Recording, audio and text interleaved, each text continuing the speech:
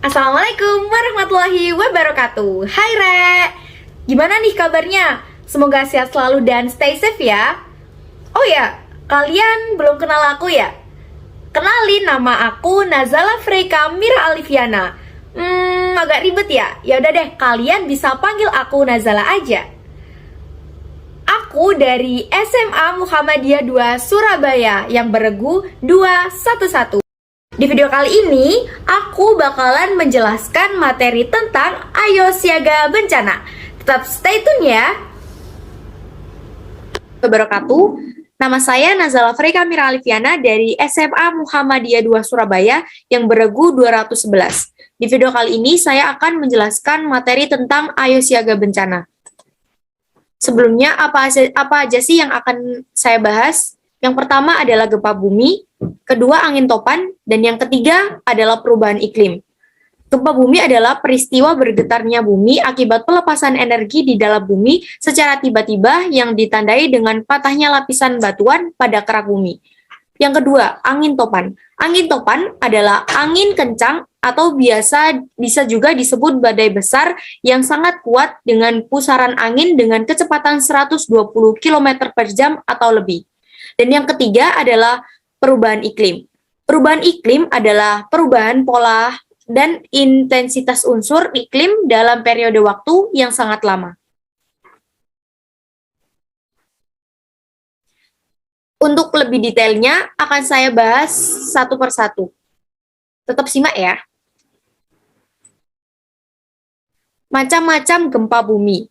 Macam-macam gempa bumi dibedakan menjadi 3, yaitu gempa tektonik, gempa vulkanik, dan gempa induksi. Gempa tektonik adalah gempa yang disebabkan oleh pergeseran lempeng tektonik. Seperti gelang karet, ditarik dan dilepaskan dengan tiba-tiba. Yang kedua adalah gempa vulkanik. Gempa vulkanik adalah gempa yang disebabkan oleh aktivitas gunung berapi. Gempa vulkanik disebabkan oleh pergerakan magma ke atas permukaan gunung api yang menimbulkan pergeseran batu-batuan. Dan yang ketiga adalah gempa induksi. Gempa induksi disebabkan oleh pelepasan energi akibat sumber daya lainnya, misalnya runtuhan tanah dan penggunaan bahan peledak.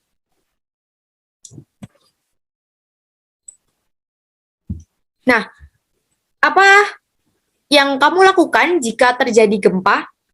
Jika kalian berada di dalam rumah, yang perlu kalian lakukan adalah berlindunglah di bawah meja agar tidak terkena benda yang berjatuhan. Dan ketika kalian di luar rumah, merunduklah, lindungi kepalamu dan bergerak menuju daerah yang terbuka. Jika kalian berada di mal atau tempat umum, usahakan tenang, ikuti petunjuk dari satpam atau petugas yang ada. Dan kendaraan, berpeganganlah erat dengan tiang atau benda yang ada di sekitarmu agar tidak jatuh ketika ada goncangan.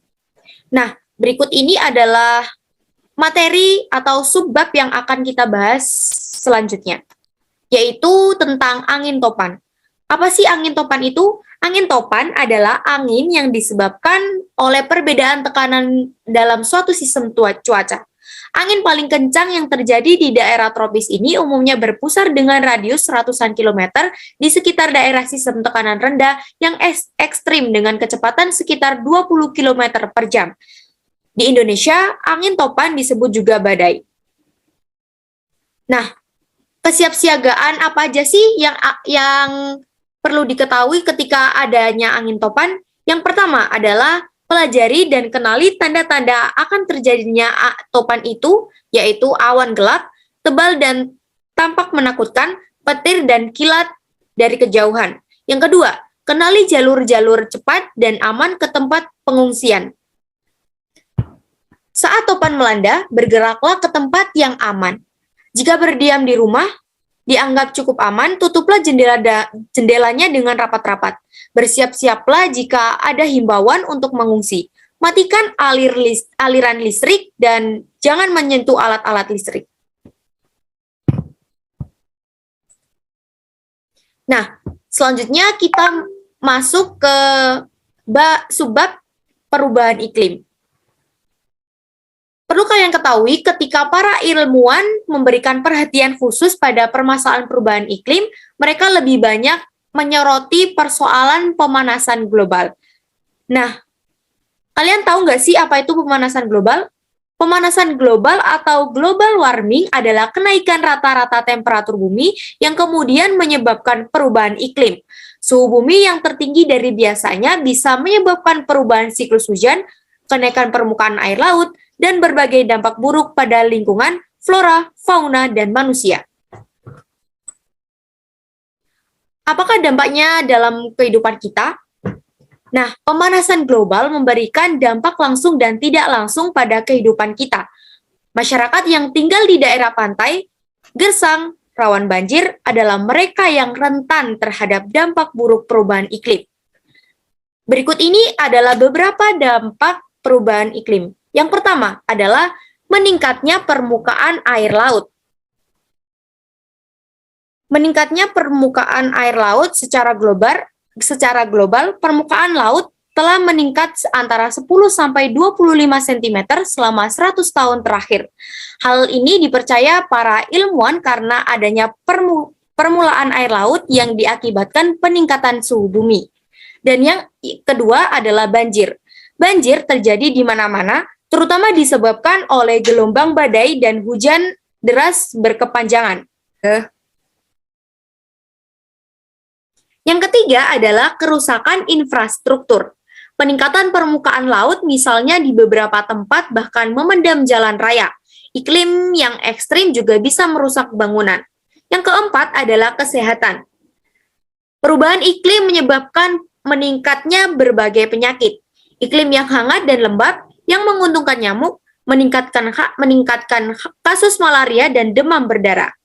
Yang kelima adalah kebakaran hutan.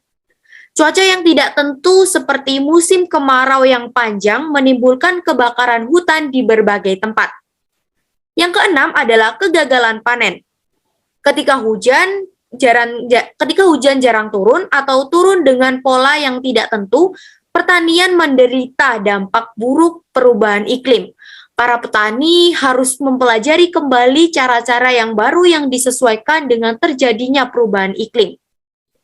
Dan yang terakhir yaitu kurangnya persediaan air bersih. Persyarikatan Bangsa-Bangsa atau PBB melaporkan bahwa menjelang tahun 2025 lebih dari 2,5 miliar penduduk dunia menghadapi kekurangan air bersih. Diperkirakan 12.000 km persegi sumber air di dunia tercemar. Jika tidak dilakukan perbaikan, maka kerusakan itu akan mencapai 18.000 km persegi. Sangat disayangkan, bukan?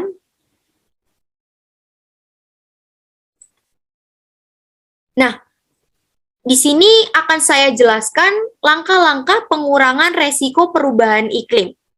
Yang pertama adalah hemat energi.